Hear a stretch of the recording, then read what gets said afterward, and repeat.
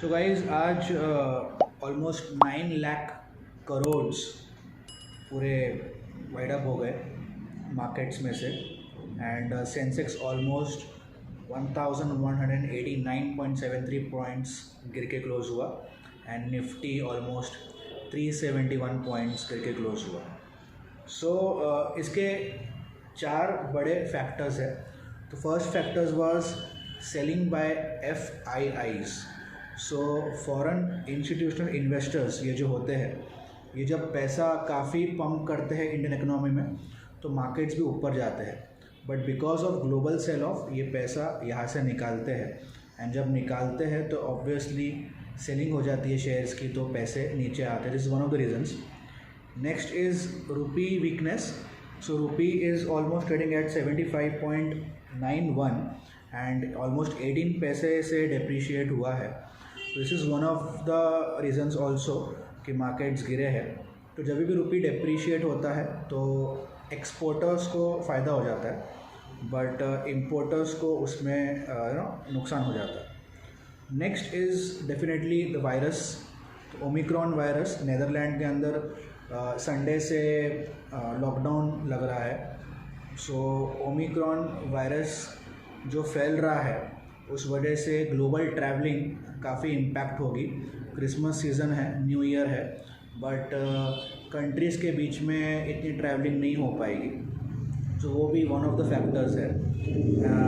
Because वो news आई है उस वजह से काफ़ी इम्पैक्ट पड़ा है, बिकॉज यूरोप में भी केसेस काफ़ी बढ़ रहे हैं।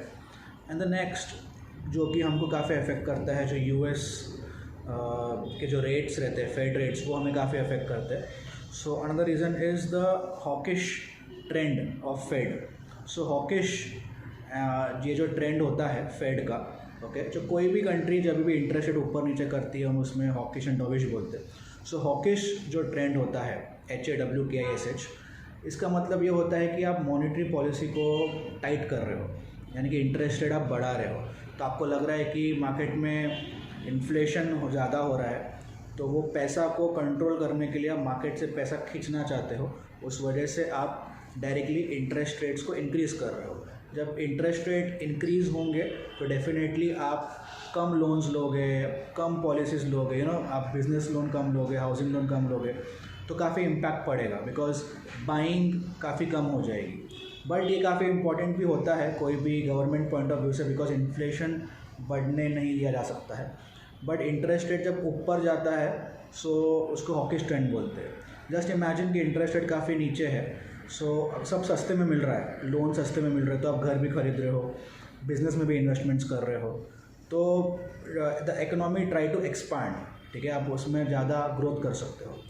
बट बहुत ग्रोथ हो गई, पैसा काफ़ी फ्लो हो गया तो इन्फ्लेशन हो जाता है, तो वो कंट्रोल करने के लिए इंटरेस्ट रेट को ऊपर किया जाता है। सो फेड ने रिसेंटली इंटरेस्ट रेट ऊपर किया हुआ है, सो उस वजह से भी इम्पैक्ट पड़ा है, बिकॉज हम लोग बहुत डायरेक्टली कनेक्टेड है US मार्केट से। सो ये 4 रीजंस थे जिस वजह से मार्केट आज काफ़ी गिरा है। सो ये वोलेटिलिटी तो एक पार्ट ऑफ लाइफ है, पार्ट ऑफ मार्केट्स है। ऑब्वियसली 55,000 के आसपास सेंसेक्स चल रहा है, अभी वापस आगे बढ़ेगा।